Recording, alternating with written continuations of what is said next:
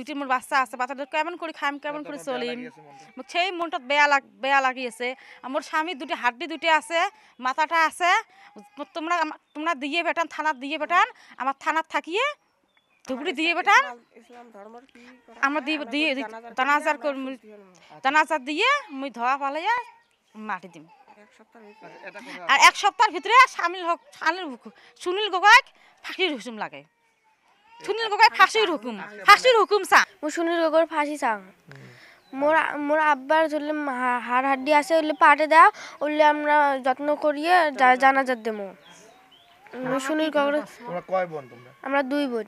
খবরটা আপনালোকে নিশ্চয় অবগত যে রাজ্য কপাই যাওয়া যেহেতু ঢাকিখানার ঘটনা 9 মাহ যে ঘটনা সংঘটিত হয়েছিল, এই ঘটনা ধুবড়ির পকি মিস্ত্রি জাহাঙ্গীর হোসেনক হত্যা করেছিল। তেতিয়া তার ডেড বডিটো পাইছিলে, যদিও মানে জুয়ে পোড়া আছিলে। তেতিয়া ফৰেনচিক ৰিপৰ্টত এইটো জাহাঙ্গীৰ হোসেনৰ হত্যা কৰা হৈছে বুলি ঘোষিত হৈছিলে ৰাজহুৱাভাৱে, কিন্তু তেতিয়া চিন্নু মঞ্জুৰটো পোৱা নাছিল। কিন্তু চিন্নু মঞ্জুৰৰ লৈ বহুত ধৰণৰ চৰ্চিত হৈ আছিল।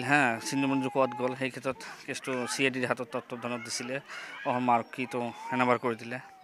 তেতিয়াৰ পৰা 6 মাহ পিছত ঢাকুখানা ছিঙিয়া দলঙৰ কাষতে মাছমৰীয়াই এটা চিহ্নমণ্ড প্ৰত্যক্ষ কৰি সেইটো আৰক্ষীক গতাই দিয়ে। সেইটো আৰক্ষীয়ে এইটো আইনী প্ৰক্ৰিয়াৰ মাধ্যমে ফৰেনচিক ৰিপৰ্টৰ কাৰণে হায়দৰাবাদলৈ পঠায়। তো নেক্সটত কালি ফোন কৰিছিলে জাহিদুৰে। ফোন কৰাৰ পিছত কৈছিলে এইটো পজিটিভ বুলি, মৌখিকভাৱে কৈছে যে এইটো পজিটিভ বুলি। আপোনালোকে যদি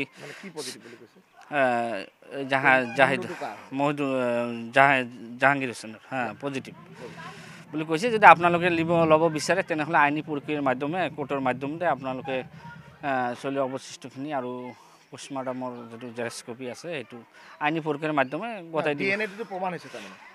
প্ৰমাণ হৈছে এইটো CID ফালৰ পৰা মৌখিকভাৱে কৈছে, কাৰণ এইটো তেখেতৰ ভাতৃৰ লগত কথা বতৰা হৈ থাকে, মাজে মাজে হৈ থাকে। তেখেতৰ ভাতৃয়েও কৈছে।